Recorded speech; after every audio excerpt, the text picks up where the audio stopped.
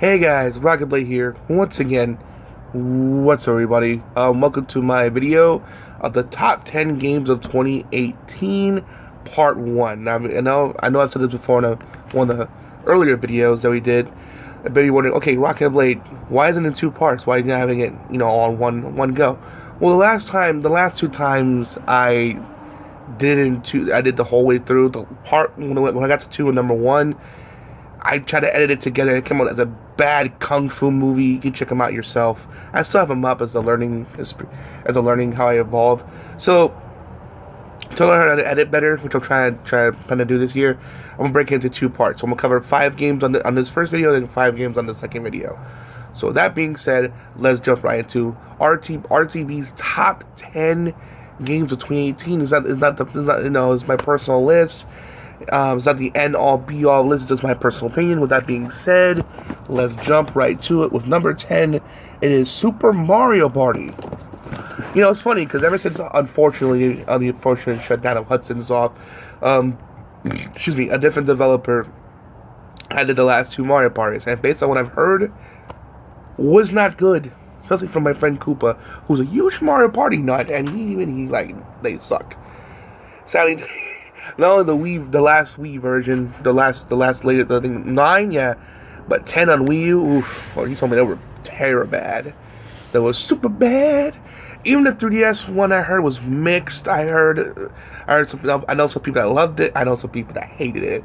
So that was mixed. But then finally they got a new developer, and look, it's going back to its old roots. Because the times I played it with me and Koopa, my younger brother, it was phenomenal. Absolutely phenomenally fun. It was surprisingly a lot of fun. I mean, granted, the only disappointment I have against the game is there should be more maps, because there's technically 4. You have to play the other 3 to unlock the 4th one, but there's only 4 maps. Now, if it's a case of, well, they can't think of anything brand new because they didn't think how well this game was, how they didn't know how well this game was gonna do, which I completely understand. But considering that it did well, I think it's sold over 2 million copies, I believe, 2.3 during its launch. Don't quote me on that, but I know it did. It sold over 1 million copies, and it did pretty well. So my recommendation is to take one party map from each of the Mario parties and then throw it onto the game. Bam. Even if it's a season pass for season pass for $20, which I recommend. No, I mean, though, in my opinion, you should just give us a free update. But if you had to pay for it to get more maps, get each of the 10 maps. So we have 14 instead of just the 4 we have. I would throw money at that. Especially if it's fan voted, especially if it's fan voted, you vote for the best map from each Mario Party to be on that on the pass to buy or get for free. I'm leaning towards free, since we paid for a lot up front. And yeah, that'd be a good idea in my opinion to do. But yeah, Mario Party it went back to its roots. It went back to what made Mario Party great, focusing on the mini games. Because especially with 10, that'd be a whole game where you go and play no mini game. And that's the point of it, playing the mini games. And the mini games are a lot of fun, addictive, and just hilarious. And granted, with another con besides lack of maps is you have to use the Pro controllers. You can't use Pro controllers. You have to use the Joy-Cons, which technically I have enough of. So I'm told to buy extra Joy-Cons, but still, it's why are they doing this? This is kind of silly. They should just have it to where everyone can play, not just be limited. But despite that flaw and mess up, it's still a fun game. I highly recommend it. Go buy it. It's a fun game. Number 9 is Welcome Back to the Stage of Heroes History with Soul Calibur 6. I know I'm behind on the newest character that I released in terms of first impression videos. I apologize. We'll try to get that done as soon as humanly possible. And I apologize for that. Soul Calibur 6. It not only looks amazing, but plays super fantastic. And also they brought back character creation, which I think hasn't been done since Soul Calibur 3. And then the character creations I see on that were wow, phenomenally good. Seriously, it is super good. Hey, Mortal Kombat, I know you only did character creations for Armageddon, but you should bring it back for 11. I'm just saying, I love to make my own custom ninja. Anyway, so I love, Love how it plays. I love the whole. I love the fact that you have to, because with Soul Calibur 4, you had to go through all this rigmarole just to do a special, where it's just a simple button tap and you do a special. I love that. So it keeps your friend, you know, on guard. I love the whole slow-mo thing. You do something, you do slow-mo, and it really decides the tide of the battle. I thought it was gimmicky at first, but actually I grew to like it as me and my friend Koopa played a good rounds. Arcade mode is fun. There's even a cool story mode for your character, for the characters. It's a fun game. The main character from The Witcher 3 is in this game. He's I think it's Gerald. He's a welcome to guest. He fits into the fold like a glove, as they say. And like I said, it looks great. It plays fantastic. Early online it's 50-50. So, you know, if you get a person with a good connection, it plays fantastic. But if you get a person with a bad connection, well, what can you do? And that's with anything. Ever since Killer Instinct, the new Killer Instinct game that came out for the Xbox One, figured out the proper netcode. I've seen a lot of fighting games following that similar netcode. Granted, it's not always going to be perfect. There are going to be those bad, slow matches. Even DBC Fighters, even though, heck with DBC Fighters, which is on the list, by the way, I had a great time with it. This time I got bad connections, so it happens. But despite that, it's a fun fighting game. Definitely worth your money. You know what's funny? I was decided between that and Battlefield 5. No, and Fallout 76. Good thing I got the latter. Because, boy, Battlefield 5 and both Fallout 76 are just... I'm glad I got Soul Calibur 6. Definitely worth your money. I got the Season Pass, too, so I'll do all the characters. Again, I'm sorry about on the new character that came out. I apologize, but I'll try to do that as fast as humanly possible. Overall, get Soul Calibur 6. It's a fun-looking, great playing, fantastic game and fighting game, and I love it. Number 8 is Far Cry 5. Now, I know everyone's like, oh man, I'm so fatigued from Far Cry. The only one I've played before 5 was Blood Dragon, which I had a fantastic time with. So, I went in, with fresh eyes and a fresh opinion, and it was fantastic. It was a great open world. You can do whatever you want. Hunting was fun. The main objectives are fun. Hell, the side quests were just fun. Everything in that game was just fun to do. I just loved that game so much, and it wasn't in the jungles. It actually takes place in the States, and it was so different from the previous Far Cry games. And when it took a risk, which might mostly succeed in my opinion. You get like allies that come with you, so you can come with like a posse of two, with you and that person. You can get 2 other people to join you. So it was like just really, really, really, really fun. And it can get chaotic at times. Though sometimes it get a little bit too chaotic. Though you try to do a mission, then the side mission, since it's open world, the side mission will creep into the main mission, and it can get really, really nuts sometimes, guys. It's like, okay, can you calm down, please? But seriously, I really enjoyed it. It was a fantastic game. The main villain was disappointing. I mean, I did like the girl though better. The girl who did the drugs was really good. And also this guy who does Yes. The Yes guy, he was very underrated. He was just, you gotta say yes. He was good too. I think he was underrated too, besides him and the girl. But the other two, the main villain, I could kind of see it. How he has that potential, but it didn't get enough time to really develop his character. And he's a generic soldier guy. You gotta be tough to survive kind of deal, yo. You gotta deal with these four brothers and a sister. So I'm like, I went after her last because she was the best. And it was, her boss fight was the best. Because the others were like, generic. And the final fight was cool, but nothing to really brag about. But it was a fun game though.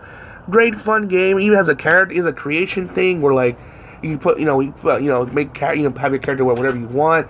Also the cool like fan creation things, so you can make like different fan created like levels and stuff. I saw one person make the opening level of Resident Evil 2. And it was pretty good, despite the assets that was available at the time. And now since more's come out, I'm sure that they fully relate, because they had no zombie assets yet until the zombie thing came out.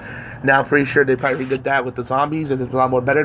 Plus I've seen a lot of more other creative things they did with it. Like, wow, this is all from the community, and it's cool. You can download them for free, so I like that. So it adds more replayability. The only DLC I played as the season pass was the Vietnam one. That was pretty good too. I liked that one. I haven't played the other two, which I heard sadly wasn't as great. So I really can't dive in and say that they're wrong or not. But I do agree that the Vietnam one is pretty damn good, and the main game itself is great. And even has co-ops too. There's that. But But overall, it was fun. It was fantastic. It was fun, and I'm glad I played it. It was a fun game, and a lot of people want to talk about it, granted, because I know the whole fatigue thing, but still, it's kind of like with Call of Duty, for example, that you know what you're getting, and you know what you're paying for. At least with that Ubisoft has been consistent with it. It's been really good. It's a really good game, great game, I should say, and I cannot recommend it enough. It's fun. Go play it. I wouldn't recommend getting the season pass though, because heard the last 2 DLC, which I mainly got because I want to get Far Cry 3, which that was great too, by the way. The complete, the remastered edition, or the complete edition. And yeah, just get it's sold separately now, so just get that in Far Cry 3. If you want to get the one, if you want to get one of the DLC, man, they are selling it separately. Just get the Vietnam one, just to be safe. Because I can say, in my opinion, that was good. The other two, it was more of a wait and see. Check out other reviewers, judge for yourself. But I can safely say, get Far Cry 5, get the Far Cry 3 complete edition, and get the Vietnam map DLC thing as well. All right, coming on to number 7, we got Valkyria Chronicles 4. With that series, it's fun. It's a funny story. I ran into that series kind of by accident. Because I remember, like, a friend of mine, who I lost contact with, unfortunately, he promised me to get, like, a birthday gift, and he forgot. And, like, and he felt so bad. He was like, dude, he went to my house. I went to his house, and he's like, dude, pick out whatever game. I had to add a PSP. I still do. He's like, hey, pick out any PSP game you want. That's a way of saying sorry. I beat him all anyway. He said, just take which one you want. And I'm like, what's this one? Which I pointed to Valkyria Chronicles 2. He's like, dude, if you like tactical shooter, even like let me play it for a little bit. And I was blown away. Oh my god, dude, I fell in love with it. He's like, yeah. Isn't it amazing? You want it? It's like, yeah, please. And then he let me have it, and I've been a fan ever since. So, part 1 wasn't as good as 2. 2 was a monster of a sequel. Jesus. 2 was fantastic. And, so, and 3 sadly we never got, it's only Japan, but hopefully since we got 4 here and it did really well, that will change. They did a spin-off thing, which didn't do too well, unfortunately. It was like, eh. So there's that. But thankfully 4 went back to roots, and it is phenomenal, guys. Ooh, it's a spicy meatball, but a good spicy meatball. It's so good. It's so well done. I just love it. It's such a well done RPG of a game, and it just takes what it takes what they got from part 2 and just build upon that. Granted, it has some old habits from part 1. Like, for example, like, there's a tank in the area. What you can do is have a character retreat and another character immediately take his place. You have to wait the following turn to do that. Which I learned from which part 2 you didn't have to. Part 1 you had to do that. Part 2 you didn't have to. So they brought that back. That was kind of a step back. But despite all that, I mean, if you know that you can plan ahead of time, as well, just hold out the turn. The only bad thing again, besides that, they brought that back. You can't skip the enemy's turn, or you can't fast forward it at least. Because for example, Fire Emblem Awakening and stuff and so on, you can just skip, not really skip, but like fast forward the enemy's turn, at least, or skip it. You can't really do it, especially if a character dies and stuff. Oh, you have to do the map all over again. Which thankfully I did it.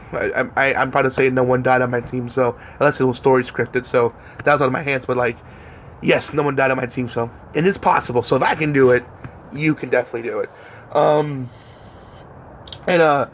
Yeah, and it's just the graphics are the best it's ever been. The characters are the best ever been. They had a new like missile launcher class, which didn't seem handy at first, but oh, trust me, which I thought, I'm never gonna use these guys. I got the launcher, the launcher, aka the RPG guys. No, trust me.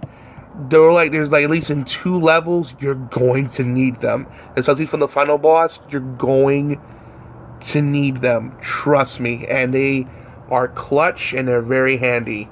That's one thing. So, and they're handy too in clearing areas too. If there's a lot of people and you need to clear the area or hurt a tank, they're good for that too. But had the scout class that could run, go far. The machine gun class is a sniper class, which it's funny.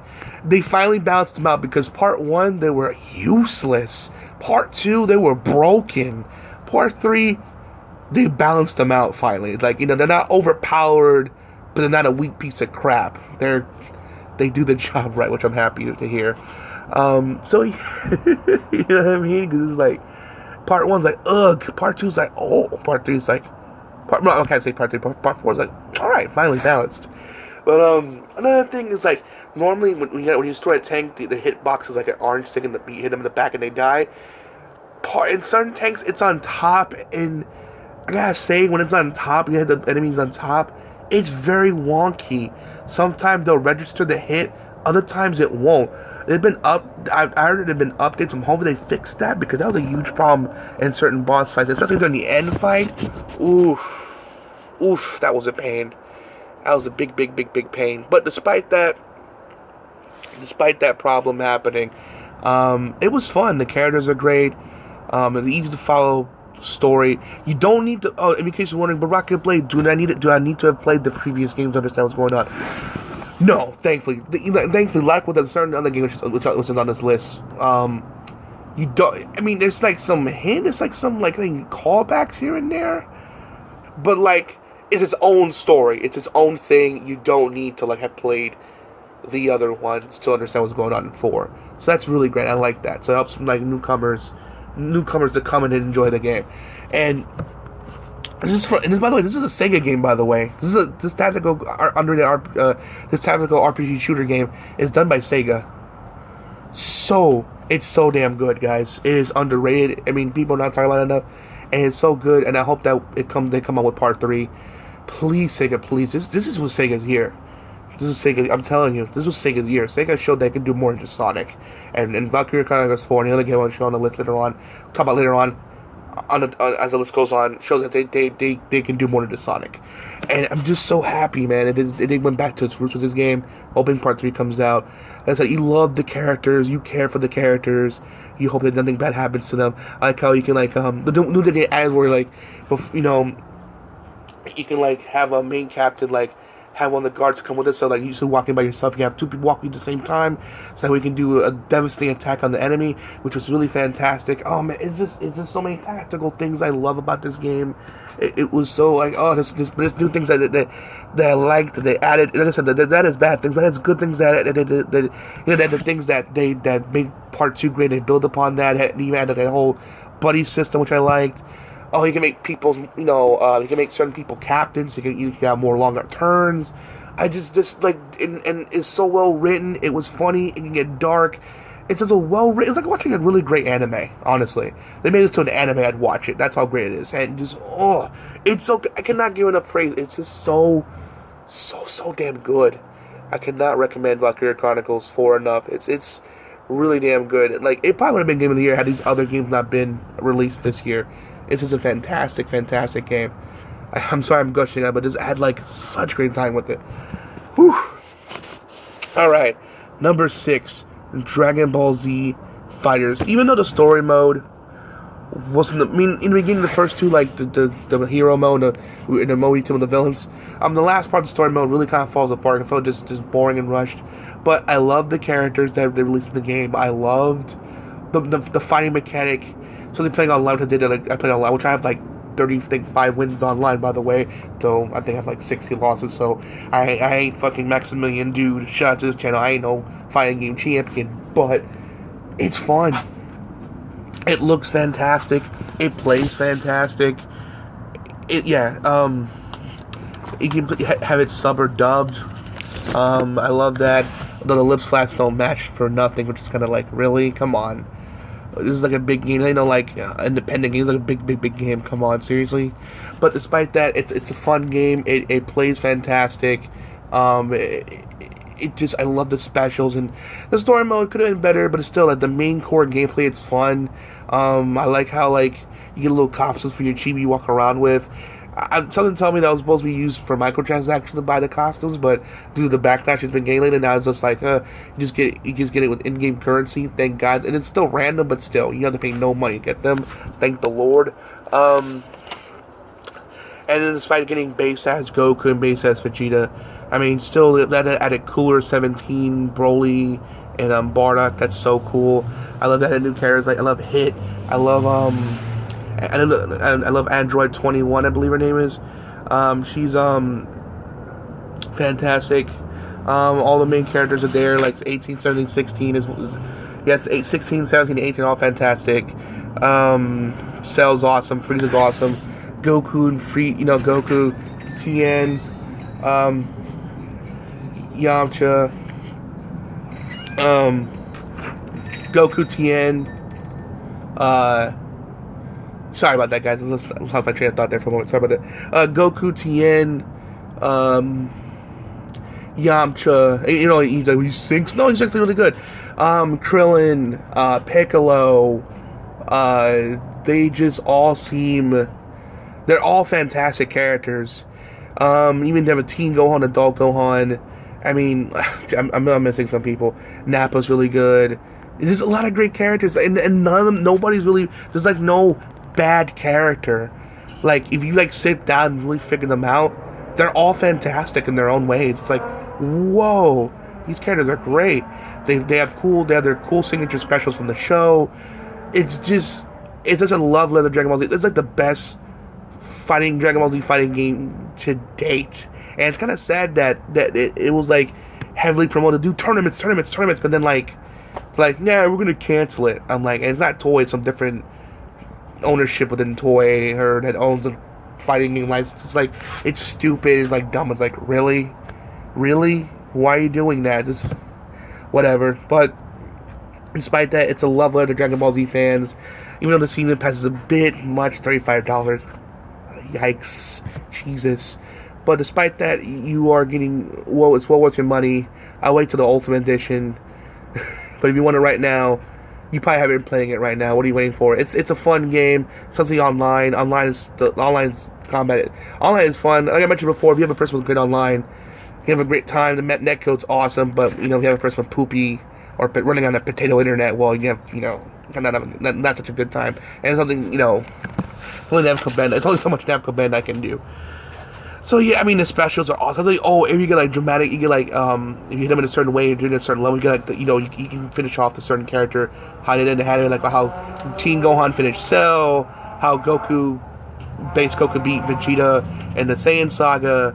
How Goku beat Kid Buu. Certain little cool like how they beat him in the anime. If you hit him with a certain movement on a certain stage. And the cool thing is, also even I think Frieza and Bardock has one as well. And even has like a double one, like what Frieza does, what he does to Bardock, but Bardock has one, he does to Frieza as well. So little things like that, and like I had the character conversations between they had during story mode. That was really well done as well. It's just a well put together. It was made with a lot of love. I felt the love. And that's why it deserves to be on this list. It's a great fighting game, the best Dragon Ball Z fighting game to date, and I can't wait to see what the future holds for this franchise. All right, guys, that's it for part 1. Yeah, that's it for part 1. Tune in next time for part 2. We talk about the top 5. It gets to the nitty gritty here. This top 5. So this is Rockingtheblade signing out. See you again real soon. The next video will be part 2. Stay tuned. See ya.